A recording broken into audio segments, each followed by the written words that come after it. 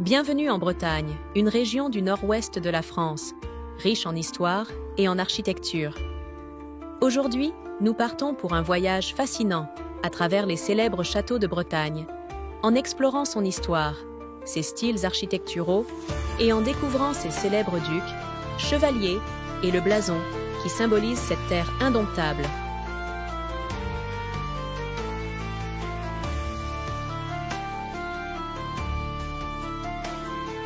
La Bretagne est située sur une péninsule entourée par l'océan Atlantique, avec un climat océanique doux. Les brouillards et les pluies fréquents créent une atmosphère mystique, idéale pour explorer les anciens châteaux.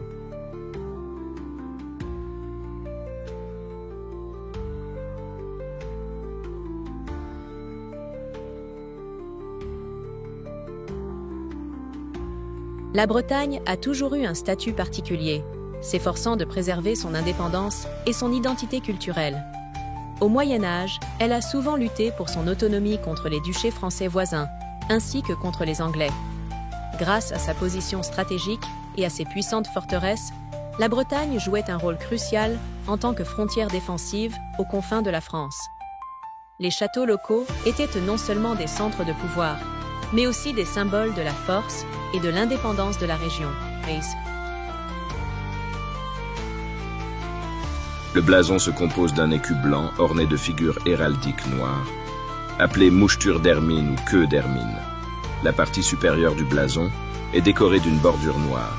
Le fond principal du blason est argenté, blanc, symbolisant la pureté et la sagesse.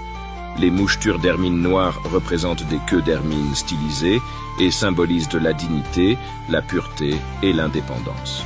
L'hermine est considérée comme un symbole particulier de la Bretagne et figure souvent dans les éléments de la symbolique régionale.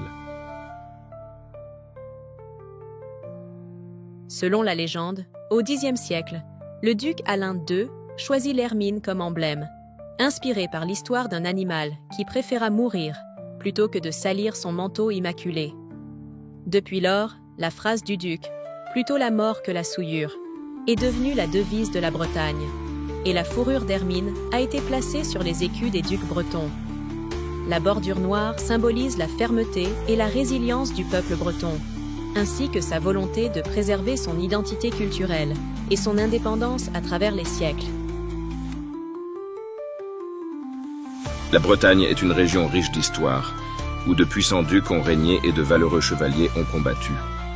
Au Moyen Âge, alors que la Bretagne luttait pour son autonomie, les ducs locaux et les chefs militaires sont devenus des symboles d'indépendance et de résilience. Voici quelques-uns des ducs et chevaliers les plus célèbres de Bretagne. Jean V de Montfort, 1339 à 1399, connu sous le nom de Jean V le Vaillant et Jean le Conquérant, fut l'un des ducs de Bretagne les plus influents, menant de violents combats pour préserver son indépendance face à la France et à l'Angleterre. Pendant la guerre de 100 ans, il manœuvra habilement entre les deux puissances, protégeant les intérêts de la Bretagne. Jean V renforça la position du duché et fut un dirigeant populaire qui assura la prospérité et la stabilité de la Bretagne. Il fut également le fondateur de l'ordre de l'Hermine, un ordre de chevalerie dont le symbole, le manteau d'hermine, est étroitement associé au blason de la région.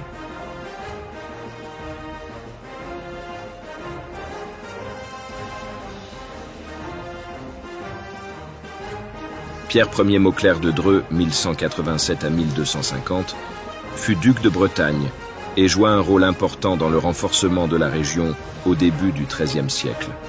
En épousant la duchesse Alix de Thouars, héritière du duché, il consolida ses droits sur le gouvernement de la Bretagne. Pierre participa activement aux croisades au Moyen-Orient. Son règne est marqué par des campagnes militaires et la construction de forteresses, dont plusieurs existent encore aujourd'hui.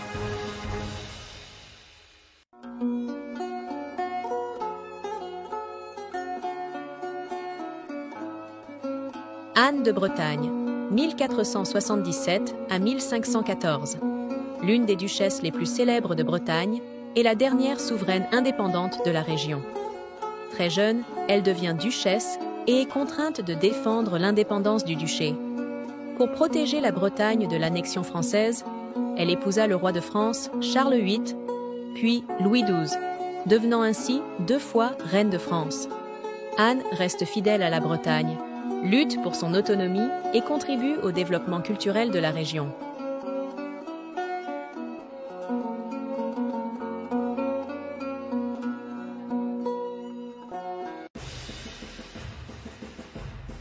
Bertrand du Guesclin, 1320 à 1380, surnommé l'Aigle breton, fut l'un des chevaliers et chefs militaires les plus célèbres de France, né en Bretagne.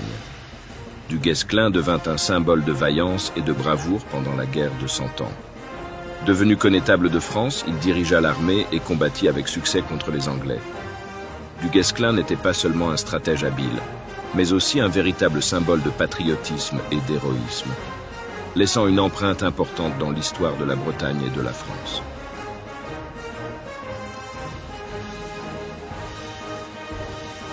Arthur Thouèdre de Richemont, 1393 à 1458, duc de Bretagne et connétable de France, fut un remarquable chef militaire et membre de la dynastie royale des Valois.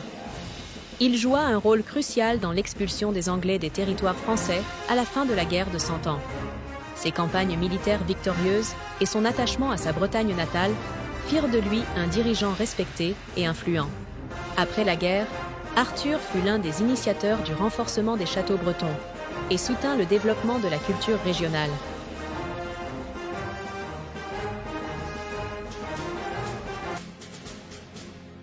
Gilles de Retz, 1405 à 1440, est une figure controversée de l'histoire de la Bretagne. Chevalier riche et influent, il s'illustra dans les batailles de la guerre de Cent Ans et fut compagnon de Jeanne d'Arc. Toutefois, son nom fut plus tard associé à de sombres légendes et à des crimes. Gilles de Retz fut condamné pour sorcellerie et crimes atroces, et son histoire tragique a engendré de nombreuses légendes. Il demeure l'une des personnalités les plus célèbres, mais aussi les plus sinistres de la Bretagne.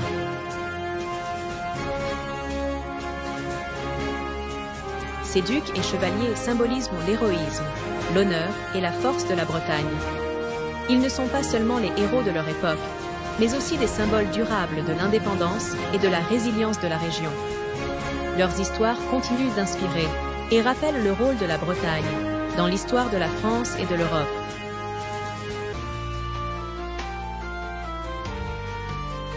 Les châteaux de Bretagne sont principalement des forteresses et des bastions militaires, car ils étaient souvent construits pour se défendre contre des menaces extérieures. La construction de châteaux s'est intensifiée ici à partir du XIe siècle, et leur architecture reflète des fonctions militaires ainsi que la nécessité de résister à de longs sièges. Pendant la guerre de Cent Ans, de nombreux châteaux bretons ont joué un rôle crucial dans la résistance contre les Anglais.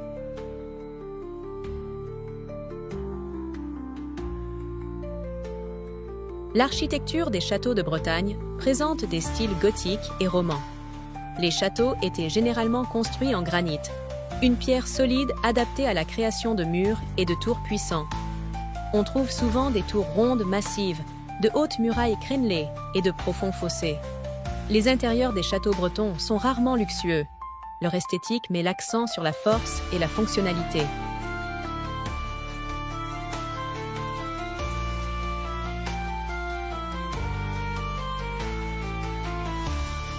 Le château de Fougères est l'une des plus grandes forteresses médiévales d'Europe, située sur une colline rocheuse. Le château possède 3 enceintes de murs défensifs et de puissantes tours qui le protégeaient des ennemis. Fougères était une forteresse essentielle pour la défense des frontières de la Bretagne et il est remarquablement bien conservé. Aujourd'hui, il reste une destination touristique prisée.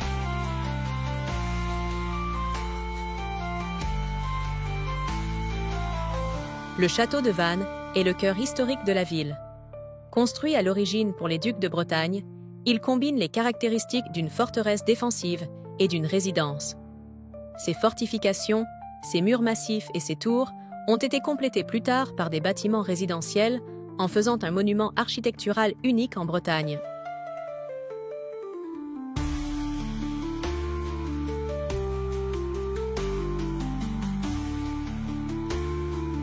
Le château de Tonquédec était un château stratégiquement important, construit sur une hauteur pour contrôler les terres environnantes. Aujourd'hui, Il n'en reste que des ruines, mais la vue sur la vallée et les environs est toujours impressionnante. Ce château incarne l'esprit de la Bretagne et symbolise sa puissance passée.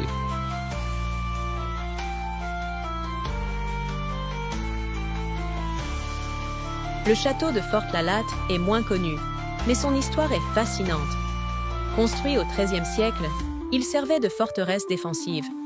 Son architecture romane, avec des éléments gothiques, reflète une fusion de styles et de fonctions. Entouré de forêts denses, le château est aujourd'hui dissimulé dans l'ombre des arbres, ce qui lui confère un charme particulièrement mystérieux.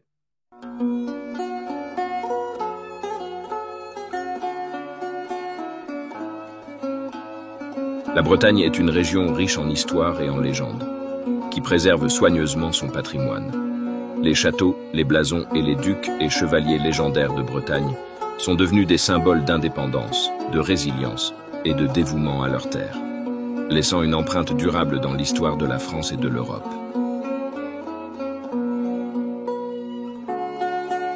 Merci d'avoir voyagé avec nous à travers les anciens châteaux et légendes de Bretagne. Si vous avez aimé la vidéo, n'oubliez pas de mettre un like et de vous abonner à la chaîne pour ne pas manquer de nouvelles histoires sur la France médiévale. À bientôt pour de nouvelles aventures.